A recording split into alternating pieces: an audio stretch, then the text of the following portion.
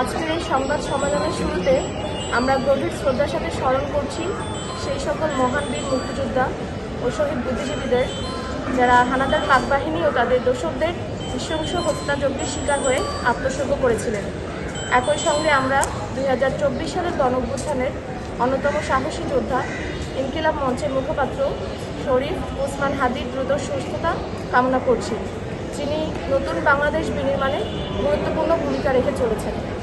সাংবাদিক ভাই ও বোনদের উদ্দেশ্যে আমরা জানাতে চাই যে জগন্নাথ বিশ্ববিদ্যালয় কেন্দ্রীয় শিক্ষার্থী সংসদ নির্বাচন উপলক্ষে গঠিত নির্বাচন কমিশন সম্প্রতি ঐক্যবদ্ধ নির্ভীক জবিয়ান প্যানেলের 3 জন প্রার্থীর প্রার্থিতা বাতিল করেছে।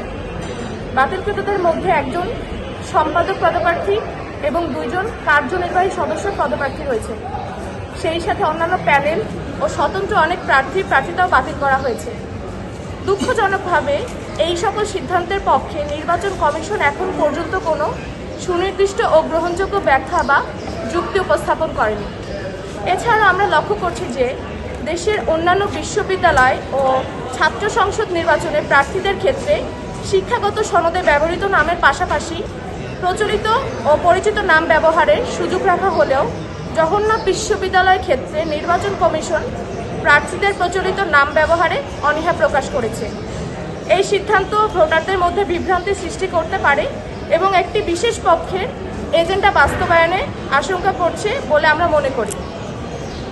উপরোক্ত অনিয়ম, অস্পষ্টতা ও বৈষম্যমূলক সিদ্ধান্তের বিরুদ্ধে প্রতিবাদ জানানো এবং সুষ্ঠু, নিরপেক্ষ ও অংশগ্রহণমূলক ছাত্র সংসদ নির্বাচন নিশ্চিত করার দাবিতেই জগন্নাথ বিশ্ববিদ্যালয় শাখা ছাত্রদল, জগন্নাথ বিশ্ববিদ্যালয় শাখা ছাত্র অধিকার পরিষদ এবং সাধারণ শিক্ষার্থীদের সমন্বয়ে গঠিত ঐক্যবদ্ধ নির্ভীক জবিয়ান প্যানেলের উদ্যোগে আজকের এই সংবাদ সম্মেলনের আয়োজন করা হয়েছে।